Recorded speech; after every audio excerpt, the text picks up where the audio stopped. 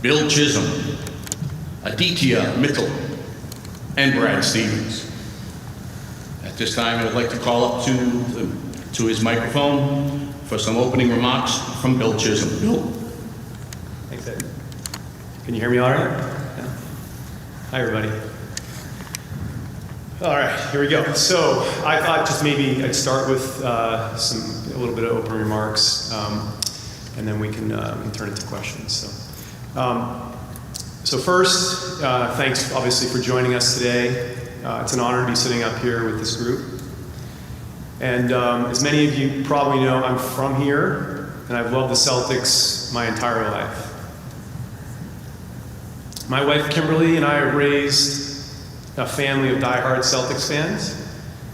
The Chisholm family are so grateful to be part of this Celtics organization, the greatest sports franchise in the world and the greatest sports city in the world.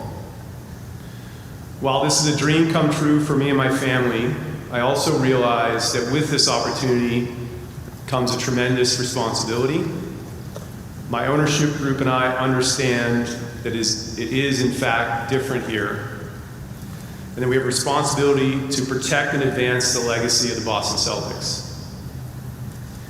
We recognize that the standards that the Celtics are held to on and off the court is unmatched. I believe that we are up to this challenge, but realize that we'll need to prove it day in and day out by our actions and with our commitment to excellence. I want to thank Wick, Steve Pagliuca, and the previous ownership group for their incredible stewardship of the franchise over the last 23 years. Their commitment to building winning teams while having a deep and lasting impact in the community is something I intend to emulate and do all I can to enhance. We've got an exceptional leadership team here with Wick, Rich Gotham, and Brad Stevens, the best group of minds in basketball as far as I'm concerned. We've got a terrific coach in Joe Mazzulla, who's already established himself at a high level and cares as much as anybody about constantly, relentlessly improving himself and others. So I'm here to do everything I can to help support this great team we have in place in our end pursuit of raising more banners and ensuring that the Boston Celtics are the best versions of ourselves on and off the court every day. Training camp begins in a few days, and I just can't wait to see what this season will bring. Thank you, and now we'll be glad to answer some questions.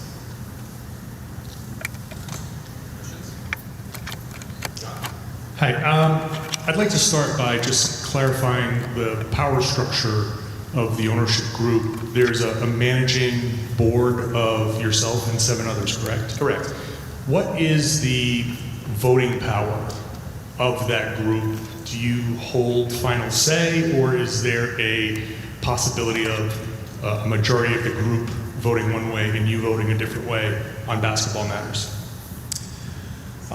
First I just say that my approach to leadership and the way that I've approached that all my life is through consensus. We've got a great team, and both, you asked about basketball, but I'd also speak the same way about the business operations team as well. So Brad and Rich are great leaders. In the end of the day, there is, I am accountable, and there's a governor, and the governor has the final say, and that's me.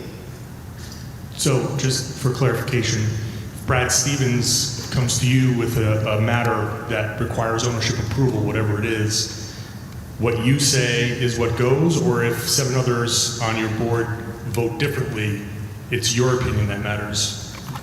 I think the way to think about it is that when we're kind of working through things, we're doing that as a group, and really Wick and myself are that final gate, but ultimately I'm the one that's accountable.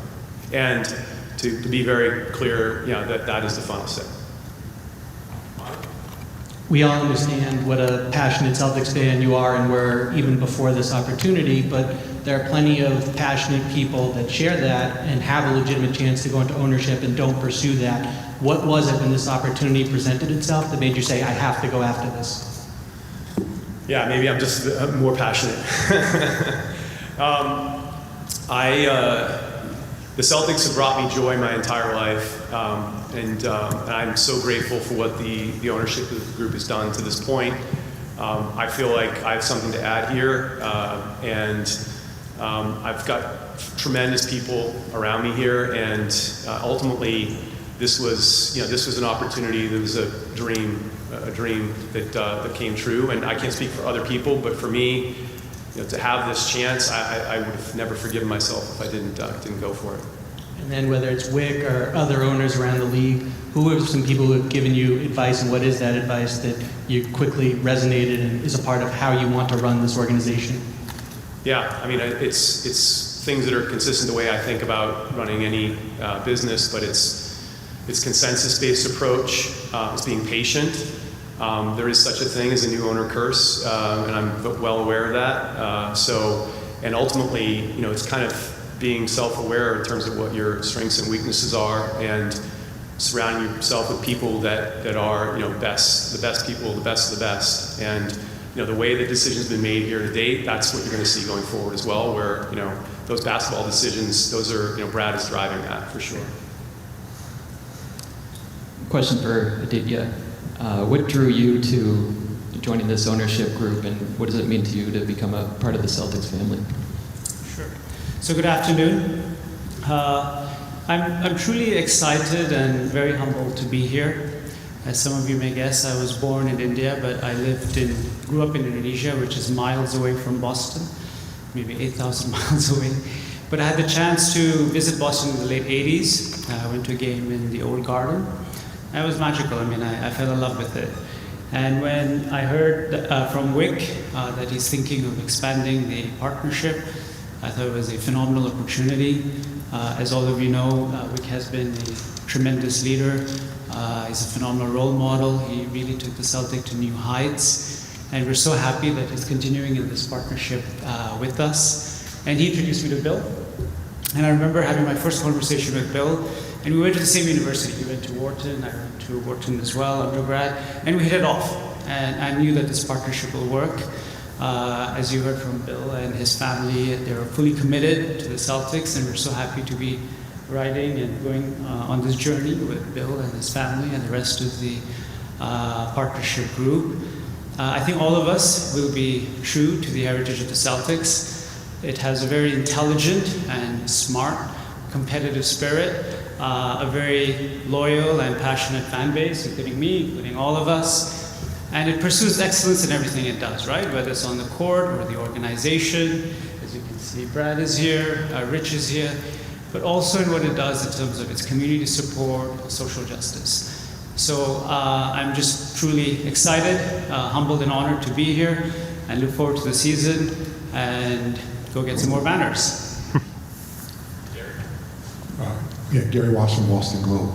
Wick, what's the past few months been like for you, kind of making this transition, and what will be your role, and what will you be doing over the next several years? Like, what's kind of the plan for you? And what's the story? Yes. Well, it's been an 18-month journey for me. I found out my family had voted to sell the team, their ownership of the team, about 18 months ago. And at the time I thought, well, if this is going to happen, I hope we find a great new ownership group. And that dream has come true, in my opinion. I said to every bidder that came through, and I met with them all, I said, I think the person who really loves it the most and wants it the most is going to win. It's not going to be a financial decision. To actually win a bid like this, a global bid, you have to kind of go beyond probably finances, no offense, and just go for love. And that's what I did back in 2002 with my partners that later came in. And that's what really Bill and his group did. And they came in and then we finished out the race together, side by side. So these new owners really love it. And that makes me personally happy because I love it. I've always loved it, and I'll love it forever. Amelia and I are staying in. I'm staying in shoulder to shoulder, as we've said, with Bill.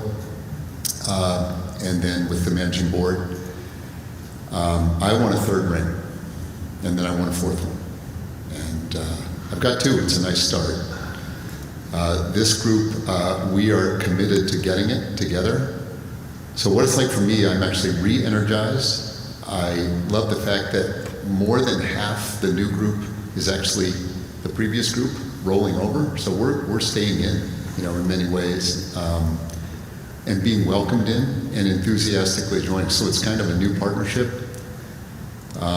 building on the success of my great partners of the last 23 years, who I, appreciate and thank forever. So there's just lots of good feelings going on, and it's been a journey to get here, and couldn't be happier.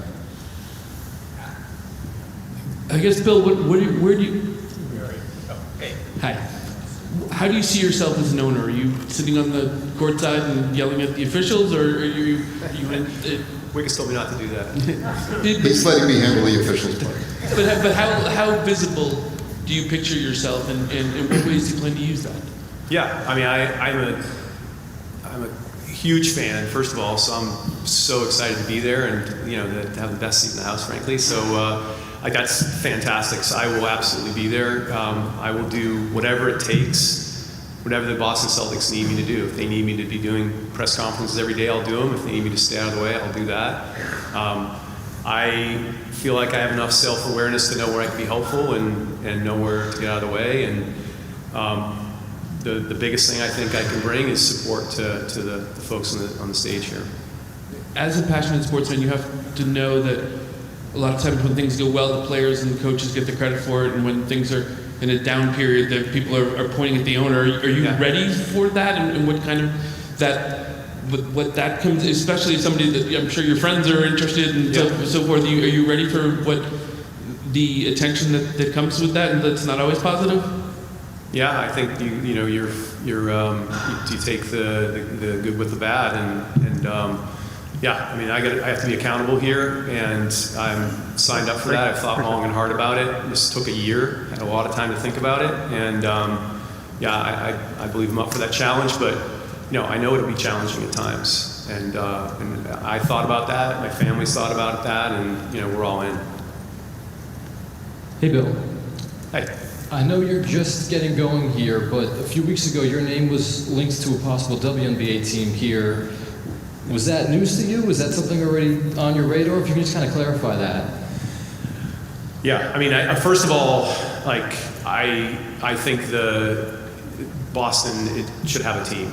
I mean, this is, like I said earlier, this is the best sports city in the country, and this is the birthplace of basketball. So we should have a team. And this is, trying to get this was getting this done, and, we've been at it now, we've been in the seat for, a month or so. It's definitely something we're going to look at, and I know the NBA has a process. We'll do what we can to expedite things, but there is a process there, but philosophically, it makes so much sense. Hi, Bill in the very back. Good to see you. Welcome back to Boston. Two-part question, I guess, going back to your leadership style. Yeah.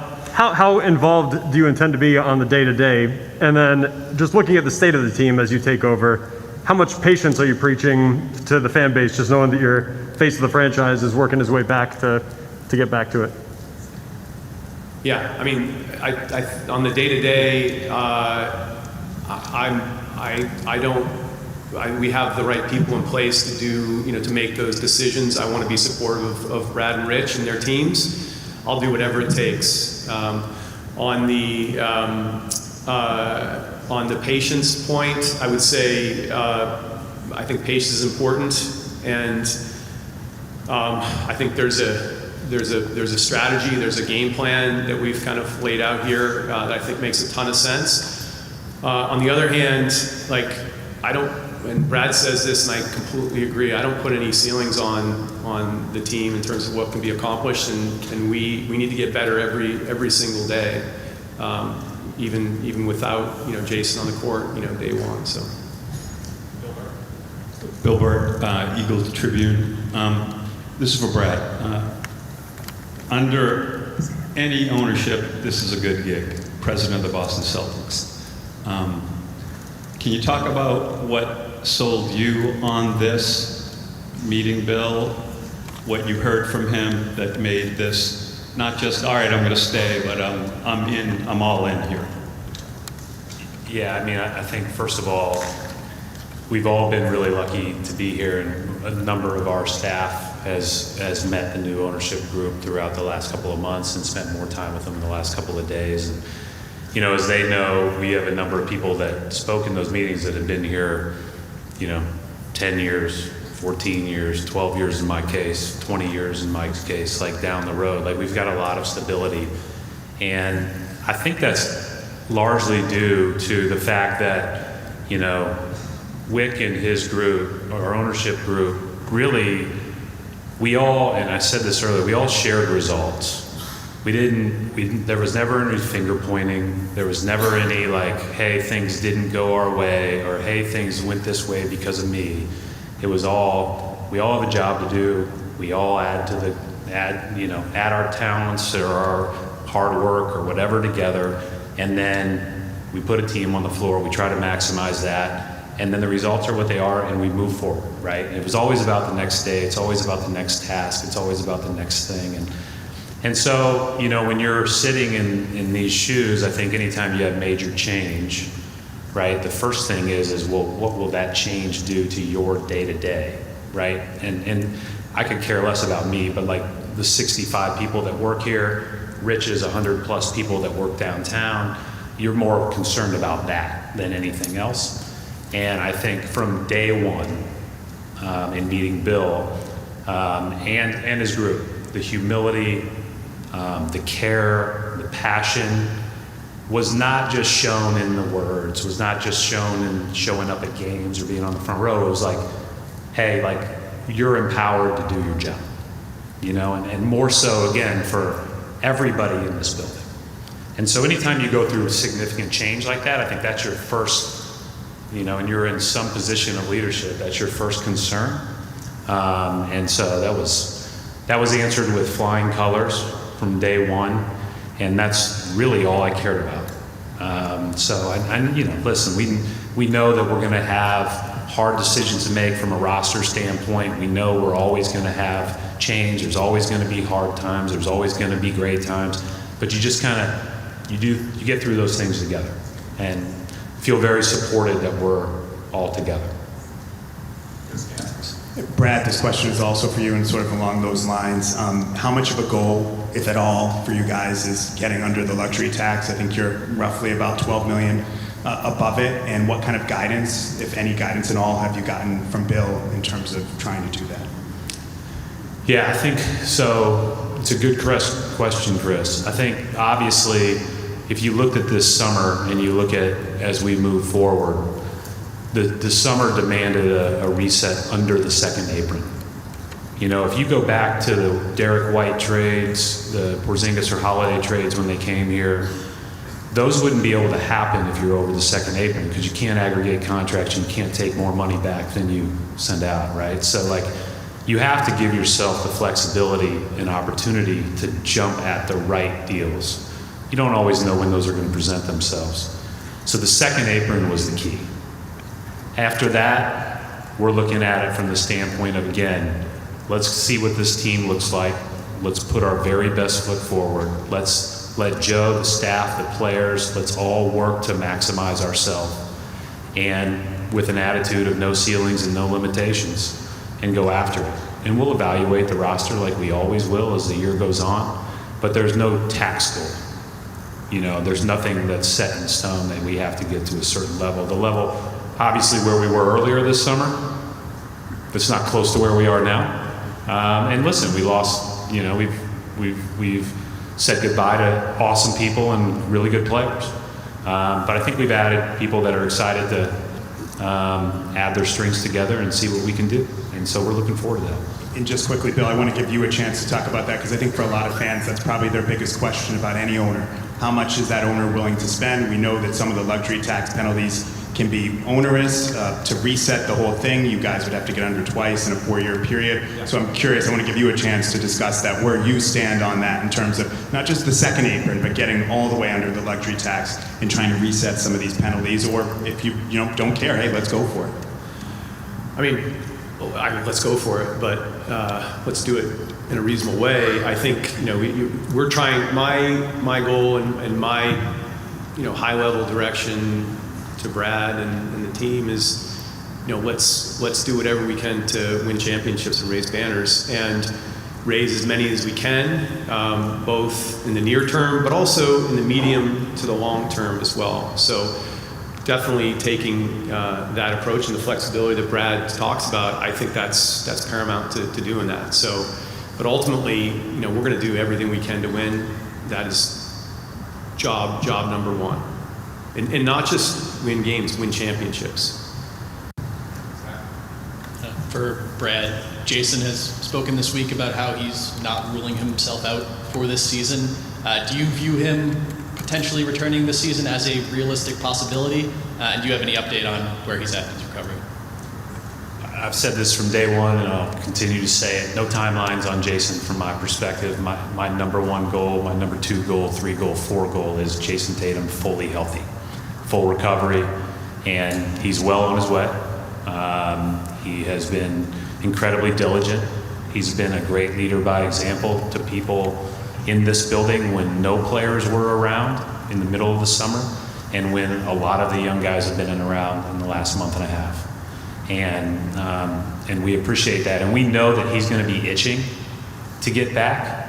And he will be the biggest decision maker in that, right? But there will be a lot of people in that room when that ultimately gets decided, including people that are working with him every day, and people that are really important to him. And so, we're on a good path, and we just need, the most important thing is fully healthy Jason Tatum. Angel Salcido, Channel 5, ABC. Bill, this question is for you. Most fans have viewed this year, ever since Jason had his injury, as a rebuilding season. I want to know where you stand on that. I think fans want to know where you stand on this coming year. Yeah, I mean, again, I would just say that I agree with Brad 100%. We're not going to put a ceiling on the team. We've got a lot of talent, and we've got some very strong character people. I'm actually pretty excited for what this team can do. When I look back, those Isaiah Thomas teams, those are some of my favorite. I do think there's there's a smaller margin for error, but I do think that this team has some potential to be pretty special, and I think we're going to embrace the kind of underdog kind of mentality as well. So I'm super excited for what's around the corner. Bill, when the ownership change was first announced, I think it was speculated that could ultimately spell the end of the Celtics playing at TD Garden, whether in the short term or the long term. Yeah. I'm curious for you, do you foresee that this team will continue to be housed at TD Garden, or have you started exploring potentially buying your own arena? Yeah, so the necessary caveats, just like with the WNBA, we're days or weeks in here. But I would say I don't have a specific point of view on it. I have some sort of philosophical perspective on it. So the first thing is I really like the Boston Garden personally. I think that the team and the player, more importantly, the team and the players really like the Boston Garden, and even equally importantly, the fans really like the Boston Garden. So that's a starting point. Second thing is, I think the Celtics and the Bruins, they belong together. So that's another, kind of part of the equation as well. And then, but the third thing is, we are 100% committed to creating the best fan experience possible, and we'll take a look at it and figure out where that is. But we've got a great thing going right now. Hi, Bill. Marley Weirda, 7 News. I know you're leading this investment group that now happens to include 6th Street. There's been reports of them purchasing stake in the Patriots as well. I heard about that. Just wondering, in having worked with them, what makes them an attractive partner for the Boston franchises? Yeah, I mean, there are folks that I've done business with in the past. They were instrumental in kind of filling out the support for the deal. And I think that really importantly, they are definitely behind the scenes. They have a lot of trust in what I'm doing. They have a lot of trust in what Wick's doing. Rich and Brad. And what you are listening to and looking at here is New Celtics owner Bill Chisholm speaking to the public for the first time since buying the team earlier this year. Now, we want you to stay with us because we have our CBS News Boston update coming up with the latest in news and weather. We'll be right back.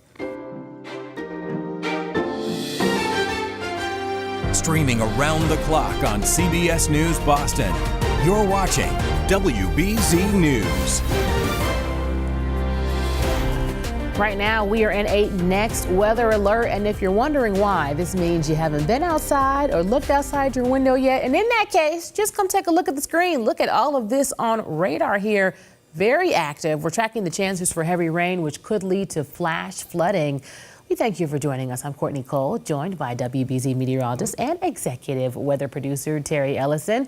All right, Terry, let's get into all that we just saw on the screen. Yeah, it doesn't take a meteorologist to tell you all that green must mean something's going down, right? It's been a wet day, one of the wettest days we had in quite some time, actually. But I think the news is largely good at this hour. The worst is over, and we will be tapering off in just a few hours to more scattered rain. So we are currently still in the next weather alert, again, through this evening, for the continued rain with embedded downpours, a few rumbles, but essentially that flash flooding that we saw this morning in parts of New Bedford, Fall River, a lot of folks south of the Pike and in southeastern Massachusetts, that is over. I do think we still have a few heavy downpours on radar, which I'll show you in a second, but definitely no more flash flooding of that sort today. We had anywhere from 2 to 4 inches of rain down in a narrow swath from, say, Providence, Rhode Island, over towards southern Plymouth. Denise, one of our weather watchers in Plymouth, reported over 4 inches of rain today alone. So definitely some hefty downpours came this morning. The morning hours are really the worst of it, when traffic was snarled and we just had lots of puddles around with the flash flooding. But you can see right now, it's still pretty widespread rain. Most of Massachusetts and most of southern New England, it is raining to some degree. But you don't see those real heavy reds like we saw this morning, and it is moving along. And behind this batch, I'll widen out the picture a little bit, there's a bit of a break, and then there's that final line that's going through middle of Pennsylvania right now. That will head our way, and that'll be like the final burst of rain this evening, and that may actually weaken before it gets here. So all in all, again, a few more hours of this rain. You can see on Futurecast it does move up to the north and into the east. A couple showers after that, and there's that line that comes in, but again, sort of tends to weaken as it enters Massachusetts. So I'd say for most folks, you've got at most a half inch or so of rain left, maybe some spotty areas that under a downpour that gets a little bit more. But again, for the most part, the worst is over. Tonight, we clear things out for the most part. The rain tapers off. We will wake up with some clouds, especially over eastern Massachusetts and along the coast, maybe just a couple leftover sprinkles very early. But it is going to turn into a really nice day tomorrow, and a warm day at that. Temperatures up near 80 degrees, I think, and for a good part of the area. So after a couple days of rain, we get a big old break tomorrow, and it turns into a pretty darn nice day. And that'll be followed by a pretty good weekend. Highs on Saturday. A little bit cooler at the coast with an onshore wind, so lower 70s there, but a lot of upper 70s inland, maybe even near 80 way inland. Saturday, another pretty good day. You'll see that there's some high cloudiness on our Futurecast on Saturday and Sunday, so it won't be completely wall-to-wall blue sky sunshine, but there will be some high clouds around here and there. And we will watch a band of rain Saturday night and Sunday morning down near towards New York City and over towards Cape Cod and the islands. I wouldn't be shocked if we got a sprinkle or a shower sometime between Saturday night and Sunday morning in southernmost areas. But the farther north and west you go, I think it's just high clouds. And again, Sunday, pretty nice day, including the folks at Foxborough. Again, it's not a 0% shower chance. I wouldn't completely rule it out, but I think odds are high that it is a dry day. Temperatures in the 70s for a pretty nice game if you're heading out that way. I think the story here from here on out is going to become the tropics. Next week, the tropics will be the lead story. Right now, we've got Gabrielle, which is way out to sea, and that's sort of out of sight, out of mind. We have a new tropical storm that formed yesterday, which is Humberto. And we have a track on that brings it, it becomes a major hurricane over the weekend, Category 3 hurricane. And it looks like Humberto is going to pass west of Bermuda, but east of the East Coast. Sort of similar to Erin early this year, and sort of take one of those tracks that sort of splits the middle and then curves out to sea. But I wouldn't lock that in yet because there's another tropical system about to form. You can see this one is down over parts of Hispaniola. And once that forms, which could be any moment now, we could get named in the next 24 hours, that's going to be called Imelda. And so now this map is basically one model depiction. Humberto is to your lower right. Imelda is that storm that becomes likely a hurricane over the weekend. That's the one that's closer to Florida. And you can see we're going to have likely two hurricanes on the map. This is early next week, projection on Monday. Humberto and Imelda will be sort of dancing around in the waters off of the Bahamas and off of Florida early next week.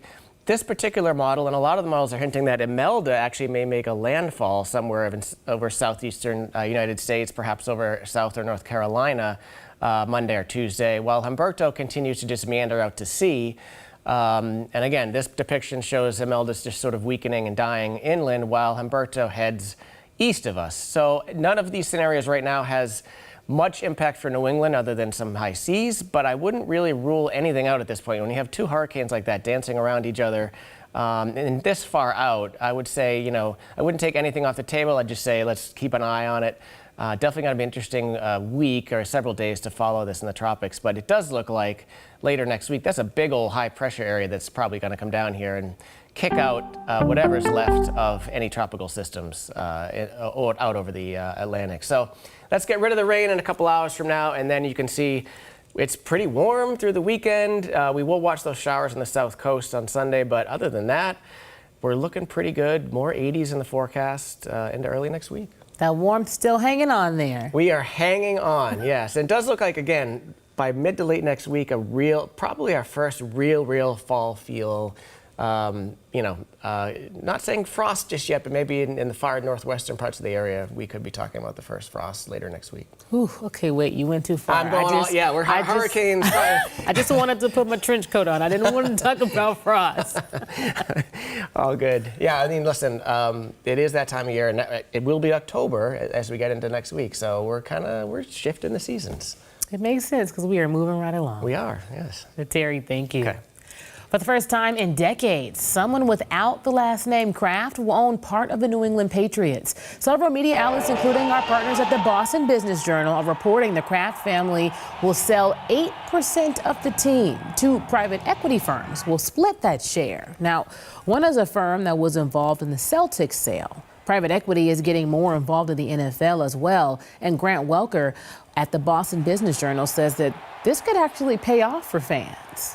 You may see more investment in the fan experience, the game experience, whether it's a special fan package, maybe luxury experiences at Gillette Stadium. We have seen the team make some investments in Gillette in recent years, including with the World Cup coming up next year. And the NFL is also looking to expand internationally, not with new teams internationally, but to grow the NFL product and the team products overseas. And the Patriots have a lot of name recognition they've built up over the last 2 decades or so. And more teams are looking to grow that product and grow their fan base beyond simply the U.S. Now, the Patriots have not officially commented just yet on the sale reports. Now, as for the team, the players and coaches, they hit the practice field this afternoon, and fans will be watching to see how much of a role Ramondre Stevenson plays in the offense on Sunday. He fumbled twice against the Steelers, once on the goal line, but offensive coordinator Josh McDaniels says he still believes in Stevenson. I've always had a lot of confidence in Ramondre. I was here when we had the opportunity to draft him, and I think Ramondre cares a lot about doing the right things. So, I have confidence in all our players. I really do, because I see what they do to prepare and try to work hard to help us win. Tomorrow night on All Access, we'll take you behind the scenes of the Patriots Hall of Fame ceremony with Julian Edelman and Bill Parcells. That's at 7 tomorrow night on WBZ. And of course, kick off your Sunday with us for a Patriots game day at 11:30 on WBZ. And after the 1 o'clock game, join us on TV 38 for the 5th quarter postgame show. The alleged case of road rage in Saugus may turn into a hate crime. In court this afternoon, the prosecutor said the suspect, Stephen Cooper, yelled anti-Arab slurs at the victim. The victim told police that Cooper started yelling and driving aggressively after the victim got confused while they were entering a rotary. The victim told police that he pulled over after the slur, where the man argued and fought. The confrontation ended when the defendant pulled out a small handgun. and shot the named victim in the left leg. Now, the defendant told police that he shot the other man in self-defense, but the prosecutor said that a witness did not back up his story. Quincy's mayor now facing backlash following his comments about the church sex abuse crisis and pedophilia. Mayor Thomas Koch made the comments Monday night while talking with WBZ News Radio's Dan Ray. It was mostly homosexual issues, not pedophilia. But there were a lot. There were a lot of children who were impacted, and kids who were 13, 14, 15. Yeah. Well, pedophilia is a younger age than teenage, but that's another issue for another day. Now, this all ties back to another controversy involving Quincy, as WBZ's Louisa Moeller shows us. I'm Louisa Moeller in Quincy, covering a controversy building off of another controversy. So let's start from the beginning. Quincy spent $850,000 to erect 2 bronze statues of Catholic saints and put them outside of their public safety building. They say that they are the patron saints of first responders. Well, the ACLU sued the city, saying that this violates Massachusetts Constitution, and there's an ongoing legal battle over that right now. Flash forward. Quincy's mayor, Thomas Koch, was invited to go on WBZ News Radio and talk to radio host Dan Ray about those statues. And during that, the mayor ended up having a discussion with Ray about the clergy sex abuse scandal that plagued the Catholic Church. During that discussion, the mayor was heard saying, quote, "That was mostly homosexual issues, not pedophilia," related to the sex abuse scandal. And about sex abuse overall, he said, quote, "The teachers and coaches and stuff was higher percentage-wise than it was in the church." After that, there was outrage among some community members. That outrage continues today. Mayor Koch did apologize during a school committee meeting, but not everyone here thinks that apology was genuine enough. We're covering all sides of this discussion on WBZ. Lawmakers are considering new protections for police dogs. WBZ's Mike Sullivan shows us what's in the works. Today I was at the State House at a hearing talking about new initiatives to help police canines, one being Dakota's Law and an expansion of another law called Nero's Law. Dakota's Law will improve funding for retired police dogs, that those that retire with PTSD are often euthanized. And Nero's Law will help to expand care for dogs that have been hurt in the line of duty, so that way first responders can help them on their way to getting that medical care. And coming up, we'll show you what those expansive bills will do, and also show you when some of the police dogs made an appearance at the hearing. Remember, the news is streaming 24/7 on WBZ and CBS News Boston. We'll have more news right after this break.